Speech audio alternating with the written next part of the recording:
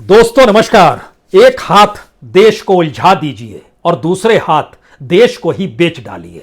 कोई मुहावरा नहीं है, सामान्य सी स्थिति है। हम भी उलझ गए थे, आप भी उलझ गए थे, यह देश भी उलझ गया था चुनाव को लेकर, चुनाव के परिणामों को लेकर। और जब वो खत्म हुआ तो सरकार किसकी, कैसे, किस रूप में बनेगी, किसे राज्यसभा में भेजा जाएगा, उसमें कौन सा उद्योगपति होगा, इसमें भी देश उलझ गया और हम आप भी उलझ गए। और इन सब के बाद एक फिल्म आई जिसने इस देश को उलझा दिया। तमाम बहस, तमाम मीडिया के भीतर जो भी चर्चाएं हुई इस फिल्म के इर्द गिर्द रेंगती रही। हम आप फिर उसमें उलझ गए, लेकिन इस उलझने की कालखंड के भीतर में इस देश को बेचने की तैयारी तीव्र गति से हो गई। नौकरशाही लग गई, अधिकारियों को निर्देश दिए जाने लगे। इस देश की इकोनॉमी डावाडोल है, फटाफट बताइए कौन कौन सी कंपनियां घाटे में है, जो सरकारी है उसमें से कितना शेयर बेच दिया जाए, कितनी कमाई होगी, पूरा डाटा हमारे सामने रखिए। और यह प्रक्रिया बीते 3 बरस से बड़ी तेजी से चल रही है। लेकिन जिस दौर में हम और आप उलझे, उस दौर में 29 कंपनियों के नाम और निकल कर आ गए। नौकरशाही ने कहा कुछ फायदे में भी हैं। कहा गया अगर कॉरपोरेट उसे खरीदना चाहता है तो बेच डालो, उसके लिए पूरी की पूरी चार्ट पेपर को तैयार कर लो। कुछ घाटे में है, उसे तो बेच ही डालो। लेकिन सवाल इससे पहले का था कि 23 कंपनियां, इससे पहले भी दीपम ने, जो फाइनेंस मिनिस्ट्री के तहत दीपम आता है, दीपम का मतलब बहुत साफ होता है कि department of investment and public asset management, उसके मातहत जिन कंपनियों को इससे पहले फहरिस्त में जोड़ा गया वह कंपनियां बिक नहीं पाई क्योंकि देश की अर्थव्यवस्था डावाडोल है। नया उपाय निकाला गया कि देश तो उलझा हुआ है, सिनेमा देख रहा है, चुनाव देख रहा है, हमें तो अपनी इकोनॉमी को साधना है, तो क्यों नहीं अब निजीकरण और डिसइन्वेस्टमेंट और मोनेटाइजेशन, इन तीनों को मिला दिया जाए और इसके साथ साथ एनसीएलटी को भी जोड़ा जाए, आईबीसी को भी जोड़ा जाए। एक पूरी प्रक्रिया में इस देश की इकोनॉमी को साधने के लिए एक हाथ देश को उलझाया, दूसरे हाथ देश को बेचा। क्या यह मुहावरा काम कर सकता है? कर सकता है क्या? ये आप सोचना शुरू कीजिए, क्योंकि जो अधिकारी लगे हुए हैं जिन 29 कंपनियों को लेकर, और इससे पहले जो 23 कंपनियां भी फहरिस्त में थी, जो बड़ी बड़ी कंपनियां उस रूप में नहीं है जैसे आपके जहन में आएगा कि भारत पेट्रोलियम, उस हिसाब से नहीं है, ना ये एयर इंडिया है जिसकी एक स्ट्रेटजिकली मैनिपुलेटिंग जो की गई वह भी सबके सामने है। तो सबको वो आदर्श बताया जा रहा है कि चाहे 60,000 करोड़ का घाटा हो, लेकिन खेल 18,000 करोड़ में भी किया जा सकता है, बेच डालिए। हम नहीं चलाएंगे तो हमें पेमेंट नहीं देनी होगी, हम रोजगार के प्रति चिंतित है नहीं तो हम फिर कहां से नौकरी के लिए किसी दिशा में काम करना शुरू करें? बेच डालिए सबको। और जो पीएसयू बेचने की तैयारी है उसमें अगर आपके जहन में पिछले बरस आए तो उसमें जिसको एक लिहाज से लिक्विडेशन में लाया गया उसमें और ख़त्म किया गया, उसमें स्कूटर इंडिया भी था, भारत पंप भी था, कंप्रेशर लिमिटेड भी था। 2016 में जिस तरह एचएमटी की बियरिंग थी, 2015 में तुंगभद्रा स्टील प्रोडक्ट्स लिमिटेड थे, एचएमटी वॉच थी, एचएमटी चिनार वॉचेस थी। ये सारी फहरिस्त है, इस फहरिस्त पे मत जाइए। उससे पहले आइए कि जो दीपम की लिस्ट में जो आखिरी वक्त में कोरोना काल के खंड में सरकार लगातार सोच रही थी इसको बेचा जाए, बिक क्यों नहीं रहा है, उसमें लगभग 35,845 करोड़ की कमाई होनी थी, वह हुई नहीं। तब एक नया फार्मूला अधिकारियों को दिया गया, आपको कैसे बेचना है। वह 29 कंपनियों की फहरिस्त अलग है, लेकिन उन 23 कंपनियों के बारे में एक क्षण के लिए याद कर लीजिए। उसमें कौन कौन थे? उसमें टाटा टेलीकम्युनिकेशन लिमिटेड भी था जिससे 8,846 करोड़ रुपए की कमाई होनी है। उसमें हिंदुस्तान एरोनॉटिक्स लिमिटेड भी है जिससे 4,924 करोड़ की कमाई होनी है। उसमें एनटीपीसी लिमिटेड का भी एक बड़ा शेयर है जिससे लगभग 1,065 करोड़ की कमाई होनी है। एनएमडीसी लिमिटेड भी है जिसमें 1,375 करोड़ की कमाई होनी है। Indian railway finance corporation limited, इसको भी बेचना है और 1,541 करोड़ की कमाई होनी है। और कुल मिलाइएगा तो ये लगभग 32,845 करोड़ बनते हैं। 18 कंपनियां हैं, लेकिन दीपम का वो फार्मूला अभी भी इंप्लीमेंट हो नहीं पा रहा है। लेकिन बेचना है, आज नहीं कल फिर हम आपको उलझाएंगे, बेचेंगे। लेकिन इस दौर में जब हम आप उलझे रहे, उस दौर में इस देश के ऊपर में कर्ज बढ़ गया। इस देश के जो मुद्रा भंडार था, जो विदेशी पूंजी डॉलर का भंडार होता है, वह कम हो गया, कर्ज बढ़ गया, ये कम हो गया। इसी दौर में रोजगार के अवसर जो निकलने थे अलग अलग सरकारी संस्थानों के, उसमें अवसरों में बहुत तेजी से कमी आ गई। इसी दौर में जो नियुक्तियां होनी थी रिक्त पदों को लेकर, वह नियुक्तियां रुक गई। इसी दौर में हम और आप उलझे रहे। अब जिन बेचने की तैयारी जिन 29 पीएसयूज पर है, जो पब्लिक सेक्टर की जो कंपनी है, उसमें 6 प्रॉफिट में चल रही है, लेकिन उन 6 कंपनियों को भी कॉरपोरेट चाहती है कि यह हमको मिल जाए, और उसके लिए होड़ लगी हुई है। प्रॉफिट वाली कंपनी कोई भी लेना चाहता है। और दूसरी स्थिति यह आती है कि जब उसको घाटे में ले आया जाए, प्रॉफिट वाली कंपनी को घाटे में ले आया जाए और फिर बेचा जाए, तो फिर जनता सवाल नहीं पूछती है। जनता कहती है तो घाटे में था, इसको बेच दिया तो क्या दिक्कत हुआ। तो उस फहरिस्त में 11 कंपनियां इसी कालखंड में आई है। इससे पहले यह प्रॉफिट में थी, लेकिन अब घाटे में आ गई है। 5 नॉन ऑपरेशनल ऐसी कंपनियां हैं जिसको लेकर बहुत सारे सवाल पॉलिटिशियंस खड़ा करते थे, संसदीय कमेटी खड़ा करती थी, ब्यूरोक्रेसी करती थी, कहा गया इसको भी बेच डालिए। और 7 को तो शटडाउन की स्थिति में सरकार ले ही आई है। कुल मिलाकर इससे कितनी कमाई होगी नहीं होगी ये दूर की बात है, लेकिन इसमें पहला नंबर BHEL का है, यानी भारत हैवी इलेक्ट्रॉनिक्स लिमिटेड। इसको लगभग कमाई जो थी, इसका जो पूरा का पूरा नेटवर्थ है वो लगभग 7,000 करोड़ का है। सरकार कहती है 6,645 करोड़, वहां की यूनियनें कहती हैं जी नहीं, ये 7,000 करोड़ से भी ज़्यादा का है। लेकिन इसको भी बेचना है। राजस्थान इलेक्ट्रॉनिक्स इंस्ट्रूमेंट, इसकी भी अधिकारी अब जांच शुरू कर चुके हैं। NEPA, इसकी भी जांच शुरू हो गई है। हिंदुस्तान सॉल्ट, इसकी भी जानकारी शुरू हो गई है। ब्यूरोक्रेसी बेचने की दिशा में बढ़ रही है। Andrew yellow and company limited, heavy engineering corporation limited HECL, इसको भी बेचने की कार्रवाई शुरू हो रही है। सीमेंट कॉरपोरेशन ऑफ इंडिया, इसको भी बेचने की कार्रवाई है। मैकॉन का नाम बहुत पहले से चला आ रहा था और कहा जा रहा था कि क्या स्ट्रेटेजिक ट्रांसफर जिस तरीके से एयर इंडिया का किया गया, क्या इन 29 कंपनियों को लेकर हम उस दिशा में नहीं बढ़ सकते हैं, क्योंकि इनमें से 14 कंपनियों का लिक्विडेशन जो है, जो दिवालिया की दिशा में दिखाया जा चुका है। यहीं से सबसे बड़ा सवाल होता है कि एक तरफ दीपम की फहरिस्त में 23 PSU, उसके बाद ये 29 PSU, इसके अलावे 6 बड़े जिसमें कॉन्कर भी है, HPCL भी है, ये तमाम जो बड़ी बड़ी कंपनियां हैं उससे जुड़ी हुई लगभग 6 कंपनियां, यानी जोड़ना शुरू किए गए तो 50 से ज्यादा कंपनियों को सरकार बेचेगी। तब क्या यह देश चलेगा? और ये कंपनियों को खड़ा किया गया इस देश की ही पूंजी से, और उसको शिफ्ट कर दिया जाएगा कॉरपोरेट और प्राइवेट सेक्टर के हाथों में। सरकार कहेगी ये घाटे में चल रहे थे। यहीं से सबसे बड़ा सवाल उठता है कि सरकार जिन परिस्थितियों में इन कंपनियों को घाटे में लेकर आती है, क्या वो भारत सरकार के कर्ज से जुड़ा हुआ खेल है क्या? जब RBI का डाटा और इस देश की फाइनेंस मिनिस्ट्री के डाटा को खंगाला गया, हमारी टीम ने जब खंगाला, तो कुछ चीज़ें बहुत चौंकाने वाली है। चौंकाने वाली इसलिए क्योंकि हम आप तो उलझे रहते हैं चुनाव की बहस में, सिनेमा की बहस में। प्रधानमंत्री भी कह देते हैं ऐसे मौके पर कि सिनेमा ही देखिए, अच्छा लगेगा। OTT प्लेटफॉर्म पे कुछ और फिल्में आ जाती हैं, हम लोग इसमें उलझ कर रह जाते हैं। लेकिन उसके भीतर का सच ये है कि हमारे पास जो विदेशी मुद्रा भंडार था, वह सितंबर 2021 यानी पिछले साल सितंबर के महीने तक $642 बिलियन था। मार्च में इलेक्शन के प्रोसेस जब हो रहा था, चल रहा था, वो $631 बिलियन हो गया। 11 मार्च जब रिजल्ट आया, वो घटकर $622 बिलियन हो गया है। और RBI कुछ इंडिकेट करता है तो उसके मुताबिक आज की तारीख में यह $620 मिलियन से नीचे आ चुका है। अगला सवाल यह है कि जो लोन है हमारे ऊपर, देश के ऊपर, जो सार्वजनिक, जो पब्लिक कर्ज है, डेब्ट जो है, वह लगभग 107 लाख करोड़ का है। उसमें आंतरिक जो है वही लगभग 100 करोड़ के लगभग हो चला है।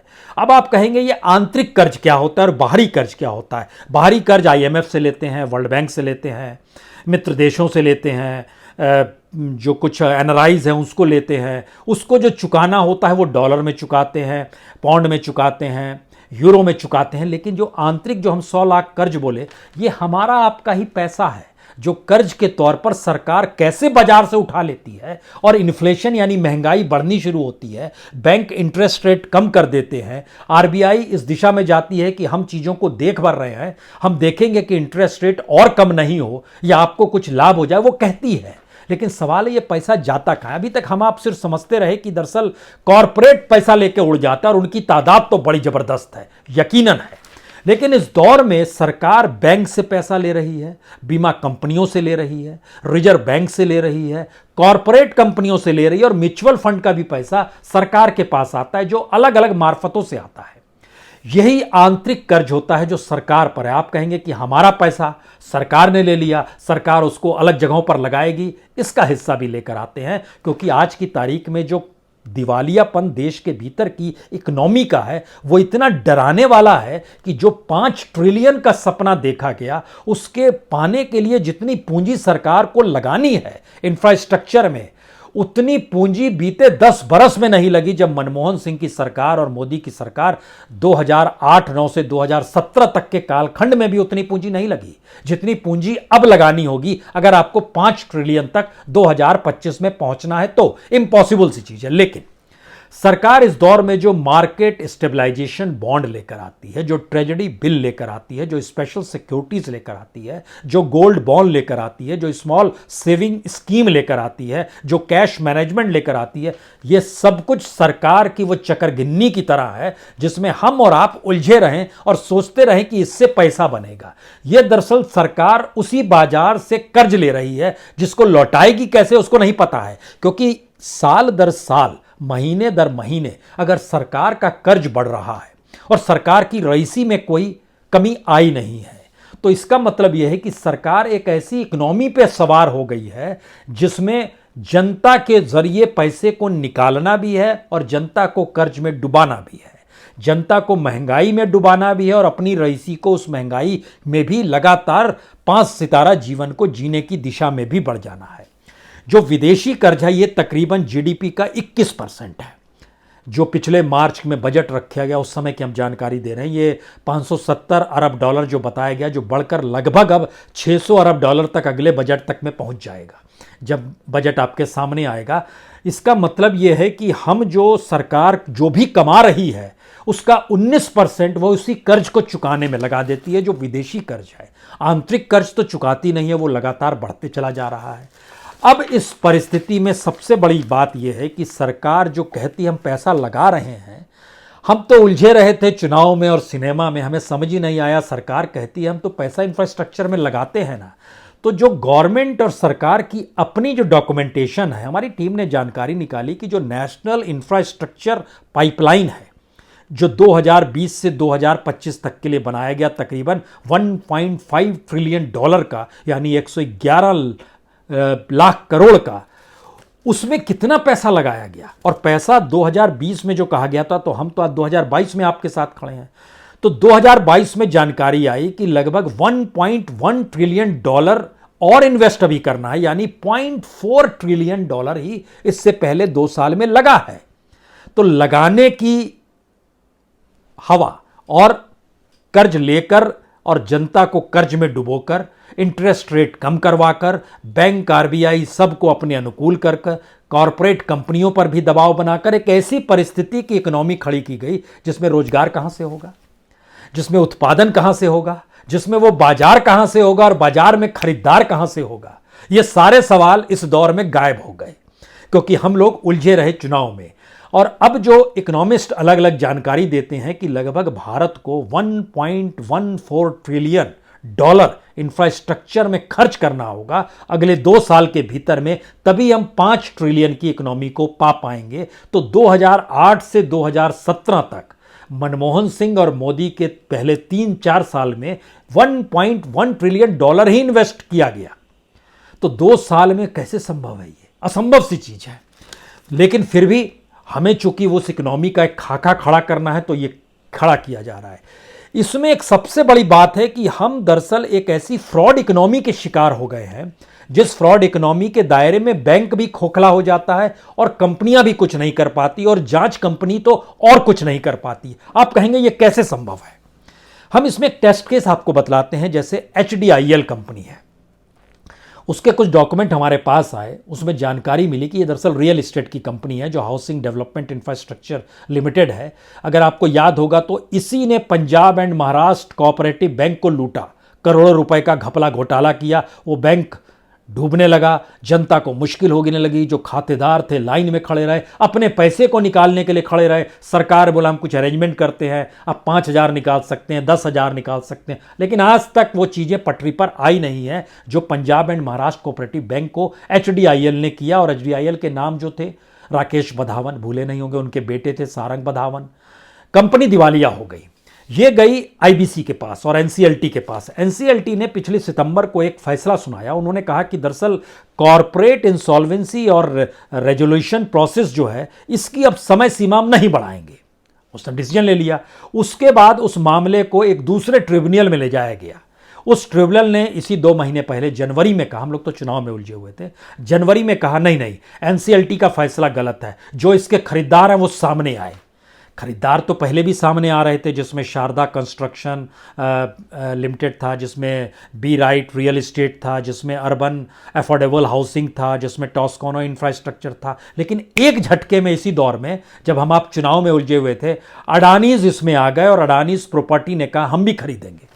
जैसे ही उसने कहा हमने खरीदेंगे, कमाल हो गया। शेयर मार्केट में उसके शेयर बढ़ने लगे और 1 महीने के भीतर में 55% शेयर बढ़ गए। जो 4 रुपए 15 पैसे का शेयर था वो 7 रुपए 15 पैसे तक पहुंच गया।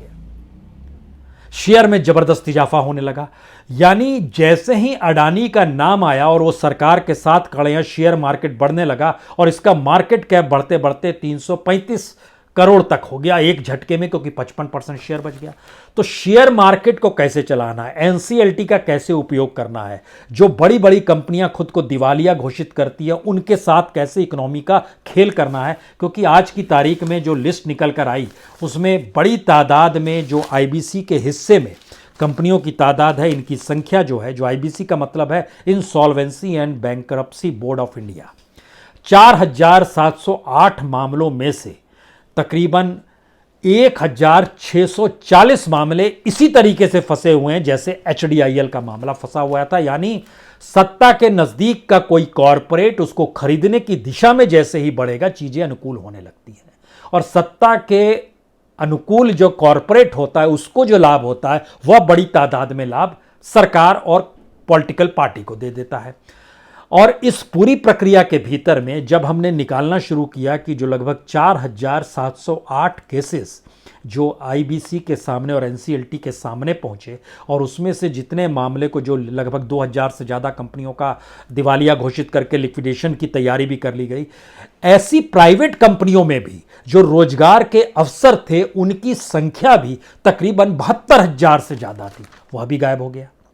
इसी तरीके से भारत के भीतर में जो भी कंपनियां बैंकक्रप्ट खुद को दिखाती हैं उसमें लाभ जो है चंद हाथों में पहुंचता है और ऐसी कंपनियों के जरिए निकलने वाला रोजगार खत्म हो जाता है।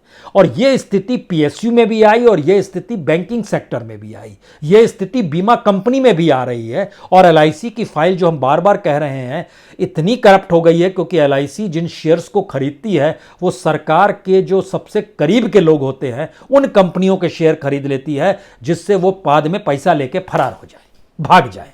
ऐसी भी एक अलग फेरिस्त है। यानी एलआईसी में जनता का पैसा लगे, एलआईसी तमाम जगहों पर शेयर्स खरीदना शुरू करे और जो पॉलिटिकल तरीके से प्रभावी लोग हैं या फिर राजनीति के साथ खड़े होकर जो देश को चूना लगाने में अपनी की महारत और हुनरमंद हासिल है उनके लिए सब चीज खुला हुआ है। लेकिन इसके ठीक समानांतर एक दूसरी परिस्थिति भी आती है। इस देश के भीतर में जो हुनरमंद हाथ हैं उनके लिए कोई काम नहीं है। आप कल्पना कर सकते हैं अगर सिर्फ हस्तशिल्प का नाम लिया जाए, हस्तशिल्प से जुड़े हुए लगभग 15 करोड़ में से 7 करोड़ लोगों की नौकरियां इस दौर में खत्म हो गई। वो अपना हुनर कहां दिखाएं? 4 करोड़ उसमें से ऐसे हैं जिनकी आय जो थी वह लगभग आधी से कम हो गई और 1 करोड़ ऐसे हैं जो किसी भी पैसे पर काम करने को तैयार हैं। वो मनरेगा से कम पैसा भी दे दीजिए तो हुनरमंद गायब होते चले गए। पैसा लूटने के नए हुनरमंद इस दौर में खड़े हो गए क्योंकि हम और आप चुनाव में उलझे रहे, हम और आप सिनेमा में उलझे रहे। और जो आखिरी बात निकल कर आती है इसमें सबसे बड़ी बात कि जो सिनेमा में हम उलझे और जो इलेक्शन में हम उलझे उसका डाटा जब हमारी टीम ने कलेक्ट किया तो ये हैरानी वाला डाटा इसलिए है क्योंकि जो 5 राज्यों के चुनाव हुए इसमें जो पॉलिटिकल पार्टीज, जाहिर है 4 जगहों पर बीजेपी जीती, इसको लेकर जो खर्चों के अलग अलग अनुमान निकाले जा रहे हैं वो सिर्फ उत्तर प्रदेश के सबसे ज़्यादा लगभग कोई कहता है 5,000 करोड़, कोई कहता है 10,000 करोड़, जो एनालिसिस निकल कर आ रहा है। महत्वपूर्ण ये नहीं है। महत्वपूर्ण यह है कि जो 5 राज्यों के इलेक्शन में चुनाव में जो पैसा खर्च हुआ है, जो तकरीबन 15 से 20 हजार करोड़ रुपया जो खर्च किया गया, उसकी एवज में इससे पहले के चुनाव के वक्त में जो पैसे की उगाही होती थी वो लगे हुए पैसे की तुलना में लगभग 10 गुना ज्यादा होती थी। इस बार पहले की तुलना में जो पैसा खर्च हुआ, जैसे 2017 में 5,500 करोड़ रुपया उत्तर प्रदेश के चुनाव में खर्च हुआ, इस बार यह आंकड़ा 10,000 करोड़ पार कर गया। उस 5,500 करोड़ की एवज में जो पैसे की उगाही की गई 10 से गुना कर दीजिए, तो इस वक्त भी 10 से गुना कर दीजिए। यानी परिस्थितियां पटरी पर कैसे आएंगी, वो कौन लेकर पटरी पर आएगा, जो इकोनॉमी के साथ खड़ा होगा। और ये सारी परिस्थितियां सिमटते सिमटते निकलते निकलते आखिर में उसी पार्लियामेंट के भीतर चली जाती है जहां पर एक राज्यसभा भी है, और उस राज्यसभा में पहुंचने के लिए आपके पास पैसा होना चाहिए। पंजाब से 5 लोगों के नाम में 2 उद्योगपतियों 3 उद्योगपति का नाम भी सामने आ गया, 2 उद्योगपति। हमने जब लिस्ट निकाली कि आखिर 200 के तकरीबन राज्यसभा के जो सांसद हैं उनमें से कितने लोग हैं जो कॉरपोरेट से जुड़े हुए हैं, आपको जानकर हैरत होगी लगभग 146 सांसद ऐसे हैं जिनका जुड़ाव कॉरपोरेट से रहा है, और कॉरपोरेट से जुड़े हुए सवालों को ही वो पार्लियामेंट में उठाते हैं। यानी एक ऐसा नेक्सस काम करता है जिसमें लोकतंत्र का मतलब हमारे पास उंगली दिखा देना है कि देखिए हमने वोट डाल दिया। बाएं हाथ की उंगली, अभी भी निशान देखिए पड़ा हुआ है हमारी उंगली पर। हम लोग उंगली दिखाकर खामोश हो जाते हैं कि हमने डेमोक्रेसी को जी लिया, लेकिन असल डेमोक्रेसी को तो वह पूंजी जीती है जो लगाती है और पाती है। समुद्र में जिस तरह पैसा फेंकते हैं वो वापस रिफंड कर देता है, उसी तर्ज पर भारत के लोकतंत्र की नई परिस्थितियां हैं जिसमें हम और आप उलझते चले जाएं। और जो एक जिनको फिल्मों में रुचि है उनके लिए एक जानकारी, बाहुबली 2 जो आई थी वो सेकेंड फ्राइडे में लगभग 20 करोड़ रुपए कमाई थी, जो अभी तक का सबसे बड़ा रिकॉर्ड है। कश्मीर फाइल्स ने 19.5 करोड़ रुपए कमा लिए हैं। बच्चन पांडे जो है वह लगभग 12.5 करोड़ रुपए कमा पाई है। और ये जो फाइल्स वाली फिल्म है इसको जिस लिहाज से आगे बढ़ाया जा रहा है, पहले 630 स्क्रीन्स पर लाया गया, आज की तारीख में 4,000 स्क्रीन्स पर है। 8 राज्यों ने टैक्स फ्री दे दिया, यूपी, बिहार, उत्तराखंड, गोवा, गुजरात, बीजेपी शासित राज्य सभी ने जो टैक्स फ्री कर दिया। इन सारी परिस्थितियों में खेल पैसे का ही है, और हम और आप उलझ के रह जाते हैं चुनाव को लेकर और सिनेमा को लेकर। और प्रधानमंत्री भी कहने से हिचकते नहीं हैं, फिल्म जरूर देखिएगा, बड़ी अच्छी फिल्म है। इकोसिस्टम ऐसा होना चाहिए, और यही अभिव्यक्ति की स्वतंत्रता है जिसमें आप ऐसी फिल्मों को बना सके। विरोध वाले कहते हैं कि जनाब ये तो राजनीति साधी जा रही है, तो या तो आप इसमें उलझ कर रह जाइए या फिर सोचना शुरू कीजिए कि यह देश आपका है। उसकी इकोनॉमी जो बनाई गई और जो क्रिएट की गई वह भी आप ही के खून पसीने से क्रिएट की गई है, क्योंकि देश आपका है, देश का खून पसीना लगा है। उसको अगर कौड़ियों के मोल चंद हाथों में, उसमें भी जो मुनाफे वाले हैं घाटे में कन्वर्ट कर कर चंद हाथों में दे दिया जा रहा है, तो इसका मतलब है ये हाथ धीरे धीरे सिमटते चले जा रहे हैं। उंगलियों पर निशान लगाने वाले बढ़ते चले जाएंगे, लेकिन इस देश को संभालने वाली ताकत जो है वो चंद हथेलियों पर रेंगेगी और बाकी कठपुतली हो जाएंगे, और हम आप उलझ कर रह जाएंगे। सोचिए जरूर। बहुत बहुत शुक्रिया, बहुत बहुत शुक्रिया।